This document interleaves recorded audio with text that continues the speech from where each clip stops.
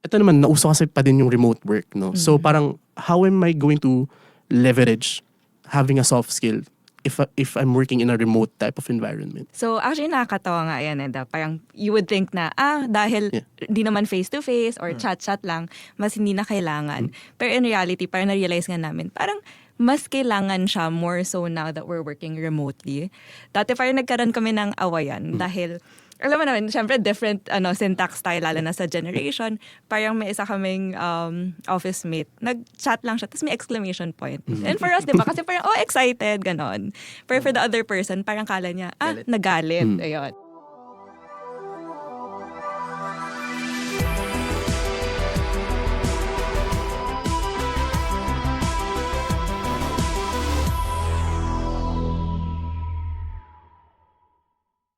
Welcome to Kakang Computer Podcast. I'm Andre, I'm Anne. I'm Boss Rod. and our topic for tonight is soft skills in the IT industry. Sige, let's start na lang with Anne. Sige. So, well, at least personal take ko, parang recently, I feel like a lot of the roles are evolving. Parang gone were the days na, okay, pure IC ka and you focus on your work. Parang ngayon, everything's more collaborative. So even if you're like working in a very technical role, parang it involves you like talking to different people, different teams, departments. So I feel like more so nowadays, sobrang important talaga na you have great soft skills. I agree on that, no?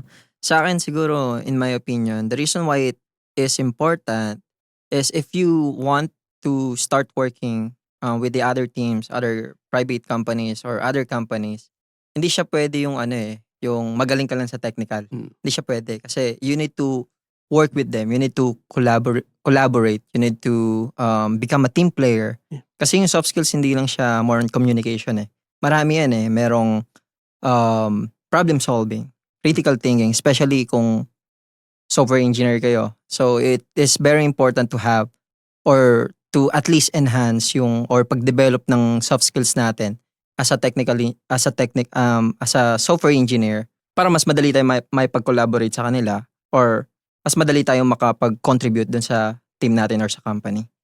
Yeah, agree on that, no? Especially when you're working with your team na you have to communicate Yeah. how we are going to fix that certain bug or communication. Kasi diba? kung iisipin pa natin, for example, no? Ako, sobrang galing ko. Technical, for example lang. Napakagaling ko mag-code and so on. But you can't communicate to them. Ito yung gusto kong gawin. Ito yung suggestion. Ito yung, hindi mo siya ma-express. So, parang nagiging waste lang yung technical skills natin. Kasi hindi natin ma-express. Hindi natin mabigay sa kanila yung, ito yung pinaka-benefit niya. Hindi natin siya ma-explain. So, that's why I think it is very important to have soft skills.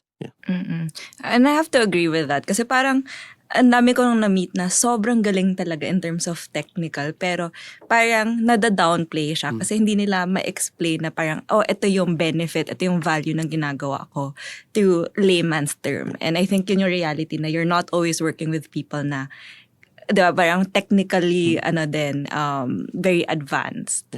So, sayang.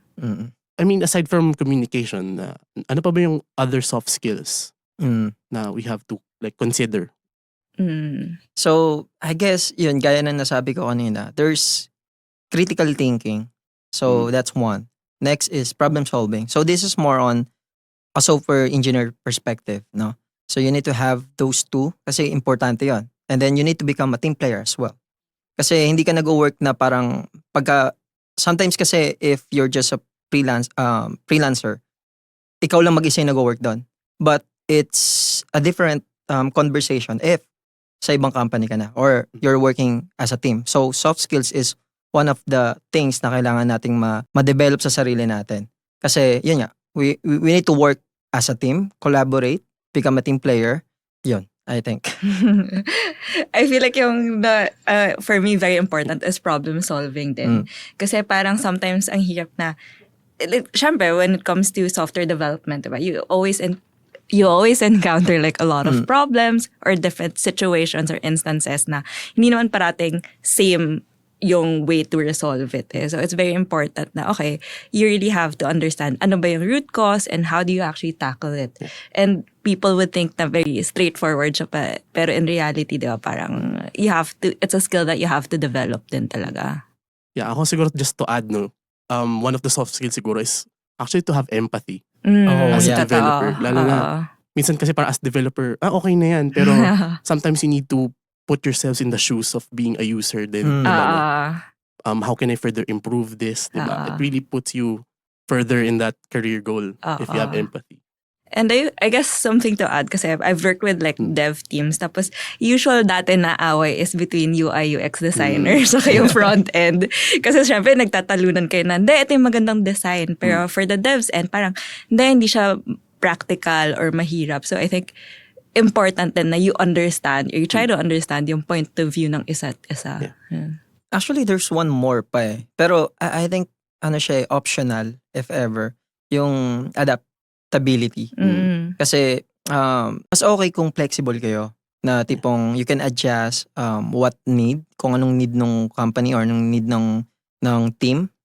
But kaya ko siya sinabing optional is I also leaning dun sa you need to become expert din kasi in one field. No? So, okay maging versatile ka, pero it's better if you have one expertise na expert ka talaga dun sa field na yun. So, yeah.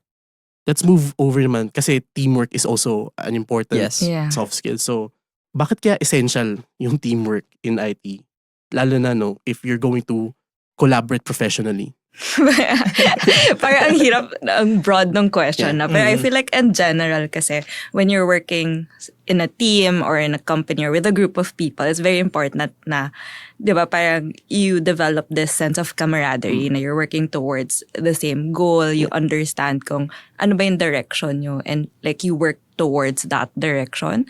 So similarly, I feel like for IT na parang it's important na kung sino kasama mo, who you're working with, parang nagkaka-align kayo at least with what you guys want to happen, anong expectations, anong goals. Kasi usually dun ko nakikita yung nagbubunga yung mga conflict, yung parang iba priorities or iba yung focus. So I feel like that's why it's very important na we build or you have a solid teamwork with your group.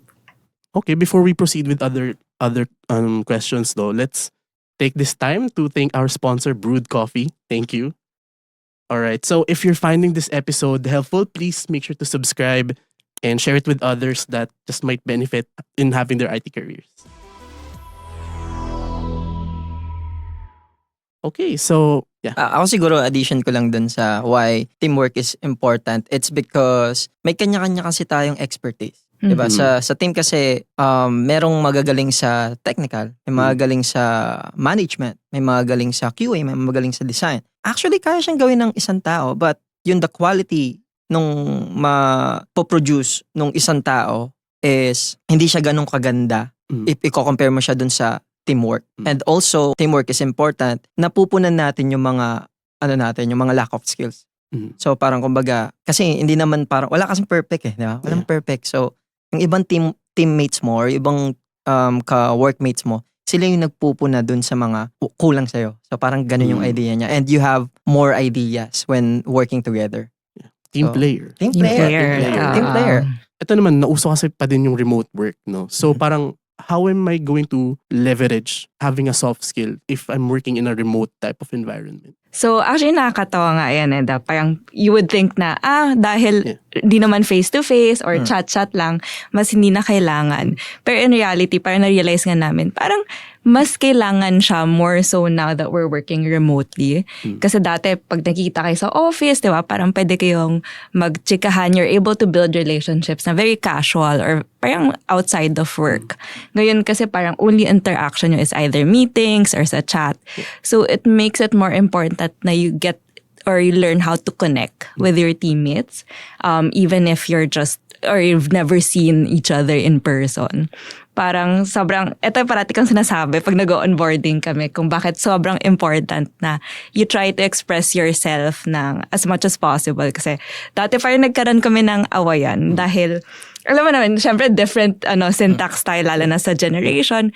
Parang may isa kaming office mate. Nag-chat lang siya, tapos may exclamation point. And for us, di ba? Kasi parang, excited, ganon. Pero for the other person, parang kala niya, Galit. nagalit. Ayun. Tapos parang dami na nagbunga doon. So parang doon namin na-realize na, okay, it's actually more important ngayon na hindi kayo nakikita. Kasi you don't have anything to bank on. Wala kang relationship, wala kayong face-to-face na interaction.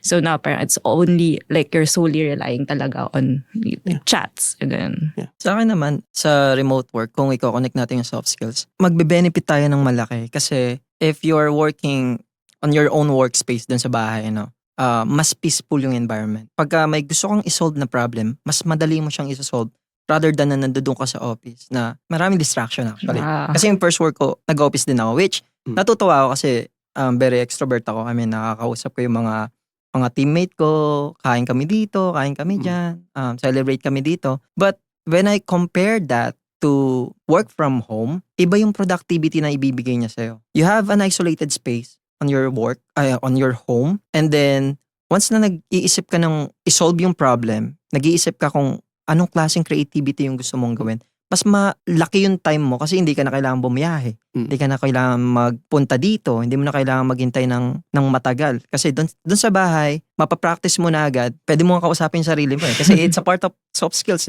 You need to communicate. You need to communicate yourself to communicate, and also you need to think how to solve the problem, how to be creative on what you're planning to do. So, I guess yun yung pinaka-benefit niya sa remote. Tsaka in a world of some of the are working as an outsource staff, having this soft skill really is your competitive advantage. Totoo. Kasi parang you can just outsource to have an output of code. Pero having that soft skill of being able to communicate, helping them problem solve is really something na siguro helpful, right? I want to add pa, the reason why it's important to have soft skills, if gusto mo talaga mag-work from home, is kailangan mo makipag-communicate dun sa mga clients. Yes.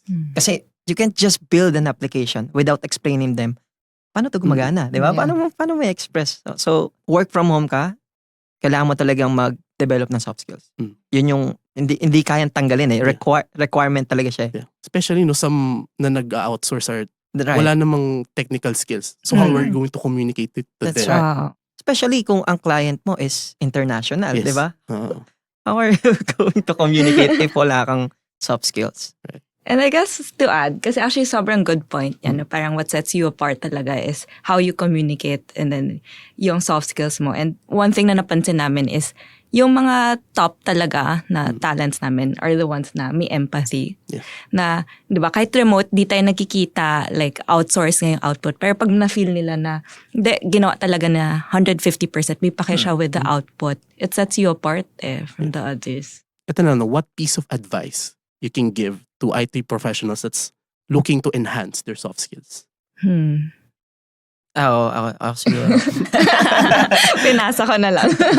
So siguro yung magiging advice ko sa mga experienced dev and also sa mga students din na if you already have the technical skill, it's not enough.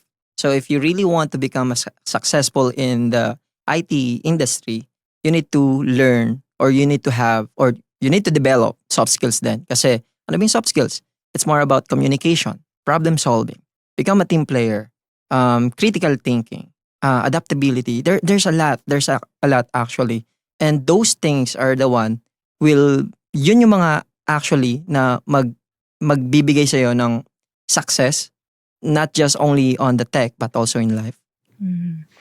Ako naman, I guess, parang there's a lot of ways talaga to develop soft skills. Parang you can go the traditional route na mag-workshop or training. Pero personally, what helped me at least develop my soft skills is actually finding a mentor or finding someone, actually not even a mentor, someone na nagagalingan ka on how they communicate, how they explain things, like whether it's watching a podcast or like a tutorial. And then from there, parang you sort of watch it and pick up on their cues or how they do things. And I feel like that helps a lot talaga. And it's something na kahit you do at home, parang minimal investment, whether it's time or money. And I think it really makes a lot of difference. Yeah. Siguro ako from me naman, just love what you're doing. Just love what you do, and then kahit na as an introvert, lalabas na talaga yun eh. Soft skills would be developed as long as you love what you're doing. Totoo. Totoo.